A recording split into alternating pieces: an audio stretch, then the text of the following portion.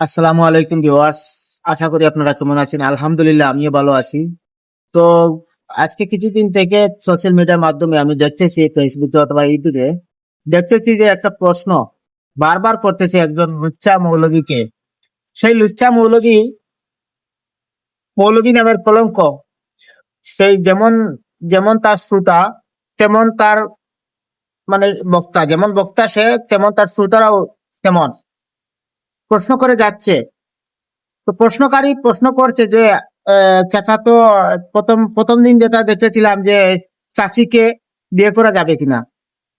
তার উত্তরে সে উত্তর দিয়েছে হ্যাঁ অবশ্যই, না সরি, মানে মানে চাচিকে মা বলে ডাকা যাবে কিনা। সে বলো চাচিকে, সে প্রশ্নের উত্তর দিচ্ছে যে কেন মাকে চাচিকে কেন মা বলবেন? চাচা মরে গেলে আপনার মা চাচি বিয়ে করতে পারবে, তাহলে মা বলতে যাবে কেন? চাচি বলবে।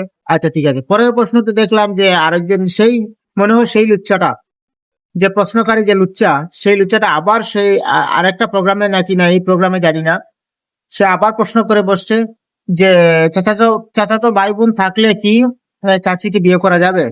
সে সেই উত্তরে বলছে হ্যাঁ অবশ্যই। সারা আরে ইজ্জত বলতে, সম্মান বলতে তোর কিছু নেই। যদিও শরীয়তের মাসালায়, ইসলামের ভিত্তিতে সেটা জায়েজ থাকতেও পারে, জানি না। তবে এটা বলে কেন মানুষের সামনে, বিধর্মী মানুষের সামনে, মানে এই উত্তরটা কেন বিধর্মী মানুষের কাছে হাসি কাটা খুরাক বানাইতেছো? আর লুচ্চা, তোমার মনে হয় তুমি তোমার চাচির প্রতি আকৃষ্ট। এক বাড়িতে আছেন চাচি, তারপরে চাচাতো ভাই বোন, তারপরে বাকি যা এক বাড়িতে আছে যারা, অনেকে এরকম যৌথ পরিবার থাকে। সেই পরিবারগুলিতে যখন তোমার প্রশ্নগুলো, উত্তরগুলো যখন সবার কাছে পৌঁছবে, তখন মায়ের প্রতি ছেলের যা চাচারা, আর যে চাচাতো মানে ছেলে যেটা আছে, তার প্রতি মানে ওদের কোনো মানে একটা সম্মান বোধটা চলে যাবে। তুমি কি তোমার মায়ের সামনে, তোমার মায়ের যখন কাপড়টা সরে যায়, তখন কি তুমি সেই অন্য মানুষের মতো সেটা কি দেখবে? বা কি করবে? তোমার বোনের বোনের যদি কাপড়, লজ্জাস্থান যদি বের হয়ে যায় তোমার সামনে, তখন তুমি কি করবে? দেখবে যখন, তখন তোমার দেখার সাথে সাথে তোমার শরীরটা একদম শিওরে উঠবে। সালা তেমনি একজন চাচা চাচি, সব ছেলেরাই চাচিকে মায়ের মতো দেখে। তো তুমি প্রশ্নটা যেহেতু জায়েজ, মানে বিয়ে করা জায়েজ, তুমি করতে পারো, তোমার জন্য জায়েজ, তবে সেটা তো মানে একটু সেটা বলার, ওই জনসম্মুখে বলার প্রয়োজন কেন তোমার?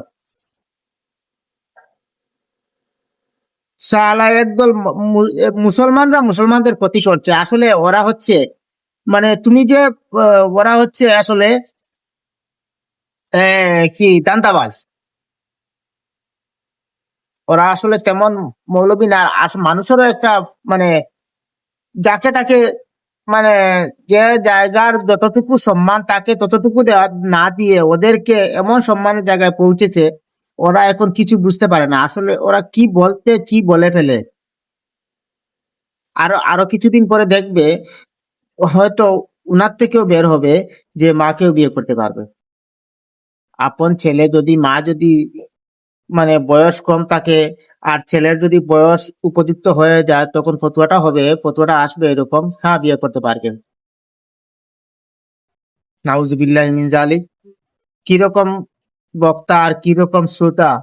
শ্রোতা যে প্রশ্ন করেছে সেটা তোর, তুই সেটা কি করতে পারিস না? ওর পার্সোনালি জিজ্ঞেস করতে পারিস না কাকে?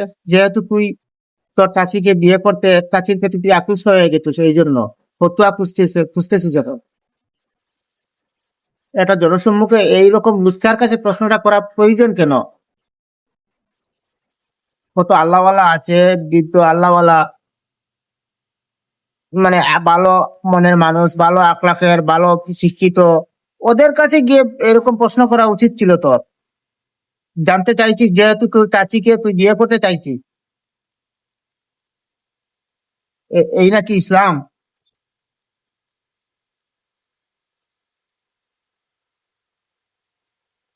এইরকম লুচ্চা মৌলবীদের কারণে, এইরকম লুচ্চা তালেবে ইলমদের কারণে এখন বর্তমান সমাজে মানে আগে আগে দেখতাম যে আলেমদেরকে কিভাবে মানুষ সম্মান করতো, এখন ততটা সম্মান করছে না। ওদের কারণে একদল আছে, আরেক দল আছে, আল্লাহ অনেক সম্মান দিয়েছে, ভালো আলোচনা করার মতো যোগ্যতা দিয়েছে, তারপরে ওরা সেই যোগ্যতা সেটাকে কাজে লাগিয়ে অপব্যবহার করছে। এটা বিবিধ টাকার উৎস ইনকাম করছে, টাকা টাকার এক একটা টাকা খনি হয়ে বসে আছে, শুধু টাকা আর টাকা। হিসাব করে দেখবেন, এক একটা বক্তা বাংলাদেশের মধ্যে হোক, ভারতের মধ্যেই হোক, বাংলাদেশের মধ্যে হোক, দেখবে যারা একটু পপুলারিটি পেয়েছে, এদের মান্থলি ইনকাম হিসাব করবেন কত টাকা।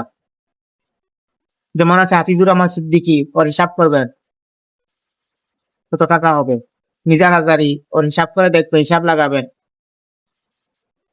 শুধু তো একটাই, আপনারা শুধু একটা জানেন, ওরা মাদ্রাসা করেছে, খবর লাগে যে মাদ্রাসার জন্য ক টাকা করতে হবে, কটা সার্টিফিকেট দিতে পারবেন একটা অসহায় মানুষকে ওরা সাহায্য করে, যে অসহায় মানুষকে ওরা দিয়েছে। হুম, এই হলো ইসলাম।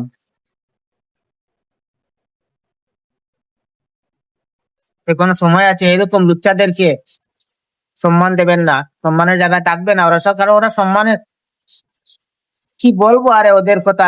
আমি হয়তো আপনাদের আপনাদের আপনার মনে প্রশ্ন আসতে পারে যে তুমি একজন সাধারণ মানুষ হয়ে আলেমদের আলেমদের কেন বিরোধিতা করছো, কেন আলেমদেরকে নিয়ে ভিডিও বানাচ্ছ।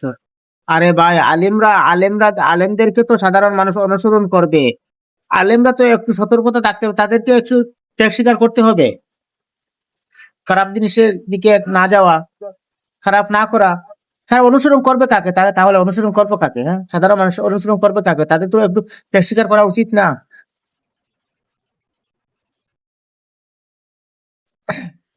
দুঃখের বিষয়।